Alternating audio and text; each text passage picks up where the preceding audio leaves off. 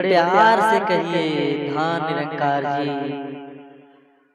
ऐसा संगत जी समय के रहते हुए ये परमात्मा के जान लिहल, भक्ति क लिहल में ही भलाई बा, ना तो आगे पछताए के पड़ी। ऐसे ही भाव बा।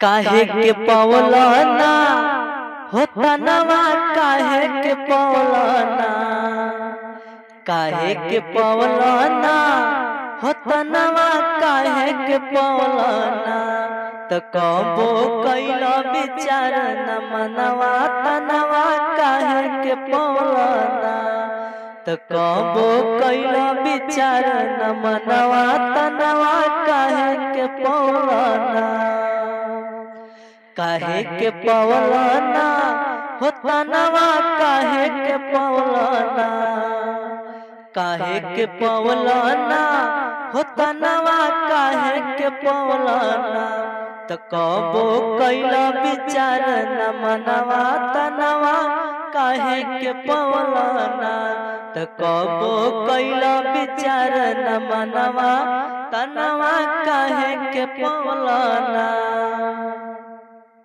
सांप गोचर बिच्छू के तनवा के त्याग के, मनई के तन पवला बड़िए तू भाग से।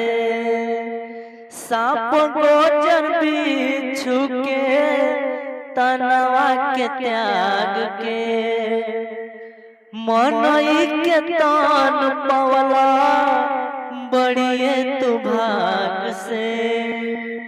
कौने करनवाना हो बोला, कौने करनवाना, कौने करनवाना हो बोला, कौने करनवाना, भुलैला के हरि जहनवा, बोल कौने करनवाना, तो कबो कैला विचार न मनवा तनवा, काहे के पवलाना, तो कबो कैला विचार न मनवा तनवा, काहे के पवलाना। तनवा तोहार बाटे चलत जबल सांस बा, जाए खातिर कौन दिनवा बनल जाने खास बा। तनवा तोहार बाटे चलत जबल सांस बा, जाए खातिर कौन दिनवा बनल जाने खास बा।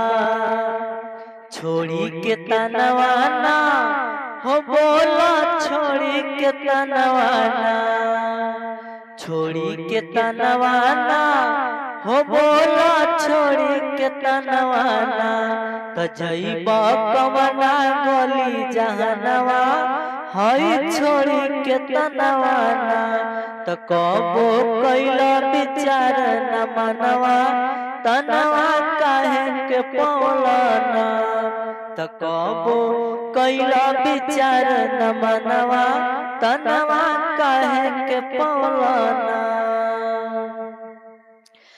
दुनिया के मालिक आज लिहले अवतार हो, सतगुरु सुदीक्षा माता बन के साकार हो। एमे कोनो शक के बात नहीं है, सच्चाई बा। दुनिया के मालिक आज लिहले अवतार हो, सतगुरु सुदीक्षा बन के साकार हो।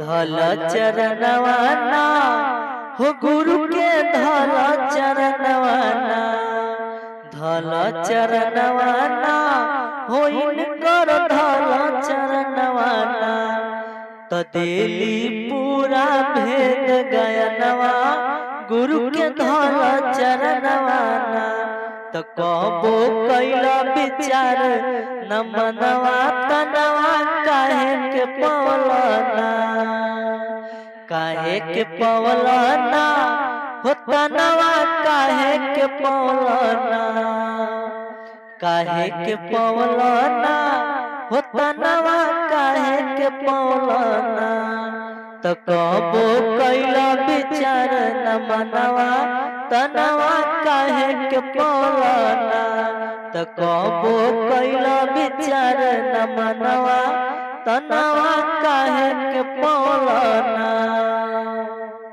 प्यार से कहीं धन निरंकार जी।